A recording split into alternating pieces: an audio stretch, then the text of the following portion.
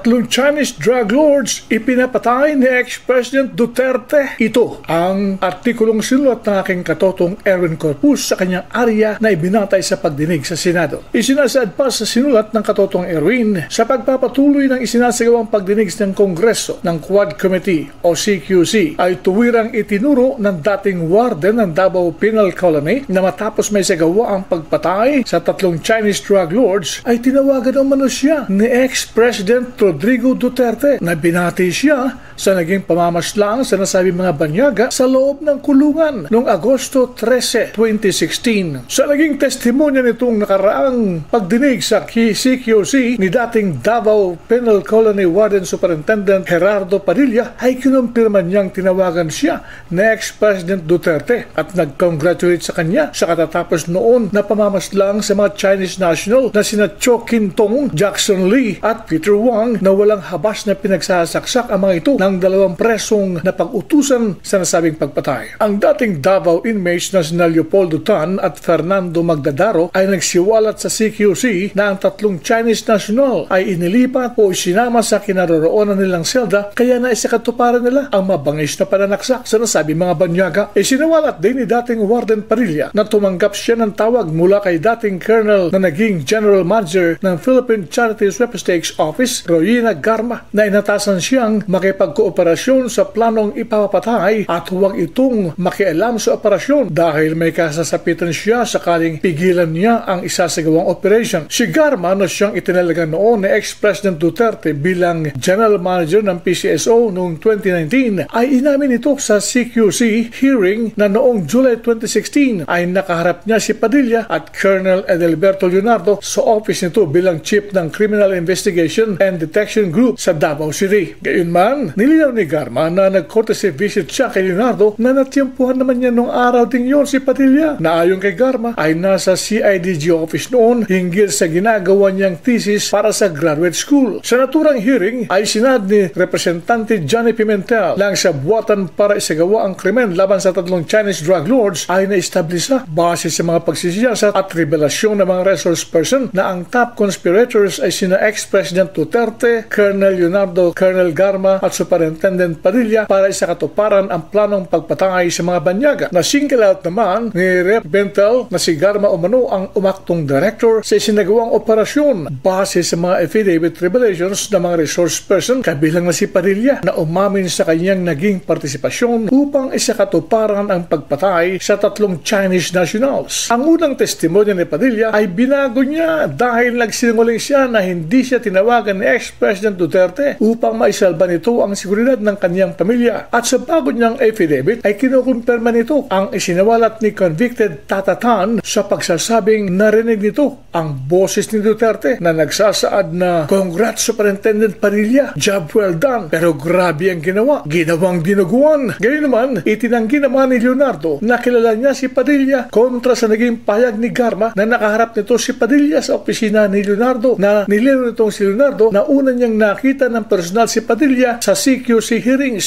Inamin naman ni Garma na siya nagtungo sa Davao Penal Colony noong July 2016 para dalawin ang kanyang batchmate PNP Class 1997 na si Jimmy Fortaleza na biglaan lamang dahil siya at dalawa pa niyang classmate ay naroon sa lugar kaya napagkaisahan niyang dalawin ang nakakulong nilang batchmate na si Fortaleza. Inihayag naman ni Fortaleza na noong dalawin siya ni Garma ay tinanong kung saan nakakulong o ang kinaroroonan ng tatlong Chinese prisoner na sinagot naman ni Fortaleza na nasa foreigner section at pinasundan daw ni Garma na i-ooperate nila ang tatlong Chinese national. Natanyag pa sa hearing ang naging career oath ni Garma kabiling na ang manoy pagiging close niya kay Duterte kaya siya ay talaga bilang hepe ng Davao at Cebu na dapat ay may 10